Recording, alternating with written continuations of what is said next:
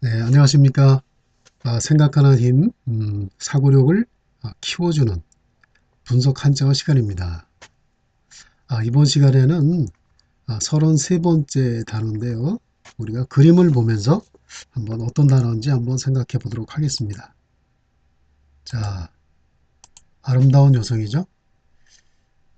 첫눈에 봐도 눈이 가장 아름다운 것 같습니다. 자, 이 한국 사람은 아니고요. 서양 사람인데, 서양 사람은 다 이렇게 눈에 색깔이 있죠. 물론 없는 사람도 있겠지만, 동양 사람들은 전부 갈색 눈이라서 이런 색깔을 가지고 있지는 않습니다. 그래서 오늘 알아볼 한자어는 바로 눈하고 관련되어 있는 건데요. 바로 이게 우리가 한번 알아볼 한자어입니다. 이 가운데 까만 것은 우리가 동공이라고 하죠. 동공을 둘러싸고 있는 이 부분. 과연 이 부분을 이렇게 처음 이름을 질 때 과연 어떻게 이름을 줬을까? 궁금하지 않습니까? 자, 우리가 만약에 이름을 짓는다면 어떻게 지을까요? 자, 이 사물의 특징을 한번 분석을 해봐야 되겠죠? 뭐처럼 보이죠? 예. 이 이름을 만든 사람들은 이게 무지개 빛깔로 봤습니다. 무지개 빛깔. 무지개 색깔이 나는 것. 자, 무지개가 한자로는 무지개 홍이라고 합니다. 여기 이제 무지개 홍에 왜 벌레가 들어갔을까요? 옛날 사람들은 이제 무지개를 용이 나타나면 생기는 것. 용이 나타나는 것이라고 생각을 했습니다. 그래서 용도 뱀처럼 생겼죠. 그래서 벌레뿐만 아니라 뱀 종류를 다 충이라고 합니다. 충이라고 하는데 결국은 요거는 이제 장인 공자죠. 장인이 뭡니까? 뭘 만드는 사람이죠. 결국은 무지개라는 것이 용이 만드는 것이다. 이렇게 생각을 한 것이죠. 그래서 이렇게 무지개를 벌레충과 장인 공자의 결합으로서 하나의 무지개를 나타내고 있는 것입니다. 근데 한자어는 기본적으로 두 개의 한자를 결합해서 만드는 것인데요. 단지 무지개가 아니라 무지개 빛깔. 그래서 색을 또 한 글자를 추가시켜서 만들었죠. 색이라는 게 어떻겠습니까?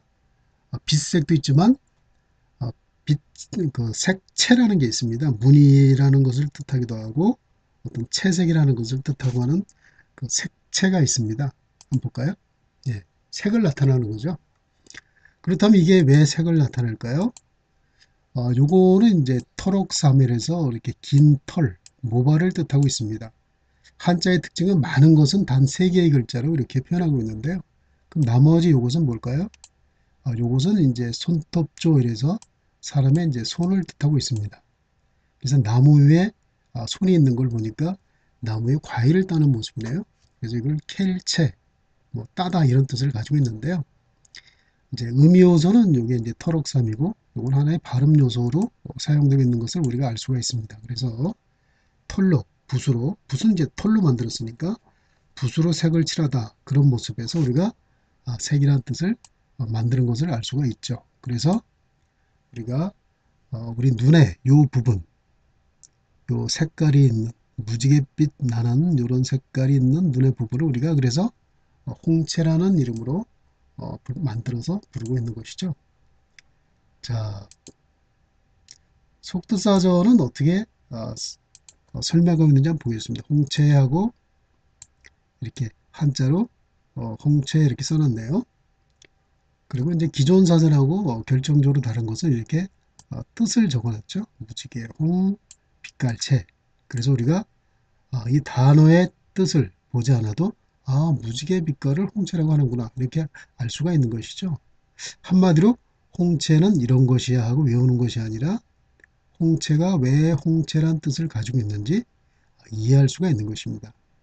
이것은 마치 수박을 사서 껍질만 먹고 버리는 그러한 방식이 아니라 예, 수박을 사서 껍질만 먹는 방식은 바로 이렇게 한글만 배우는 것이 그런 방식하고 똑같은 것이죠.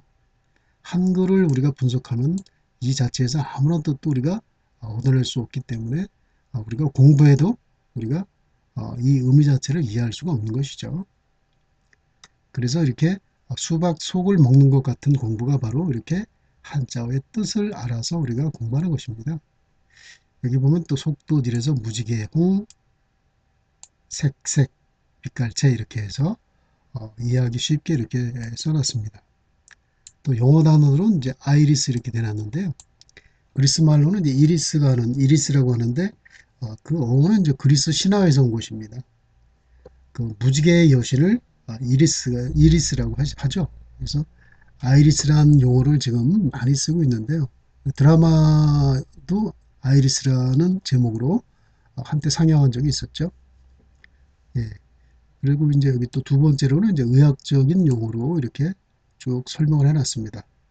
안구면 이제 눈 한자 공구자죠. 눈이 동그라니까 공처럼 생긴 눈 이렇게 썼고요. 각막은 각이 이제 껍질을 뜻합니다. 껍질각. 막은 이제 어떤 피부의 그 제일 바깥 부분을 이렇게 싸고 있는 부분을 막이라고 하죠. 예. 껍질을 감싸고 있는 그 얇은 막을 뜻하는 거고요. 수정체는 이렇게 동공 바로 뒤에 있어서 눈에 들어온 빛을 이렇게 통과시키는 아주 맑은 그런 투명한 그런 물질을 수정체라고 합니다. 사이에는 둥근 모양의 얇은 막, 막의 중앙에 동공이 있으며 홍채의 신축, 신축이라는 것은 이제 새롭게 짓는다는 것이 아니라 늘어나고 줄어든다는 것입니다. 늘어날 신, 줄일 축. 그래서 동공이 축소되거나 줄여서 작아지거나 확 넓게 커지는 것이죠. 그래서 안구에 들어오는 빛의 양을 조절한다. 우리 극장에 들어가면 바로 홍채가 이렇게 동공을 이렇게 확장시키는 그런 역할을 합니다. 햇빛이 강하면 그 반대겠죠. 자, 이렇게 홍채라는 단어에 대해서 우리가 알아봤습니다. 자, 오늘은 여기서 마치도록 하겠습니다. 감사합니다.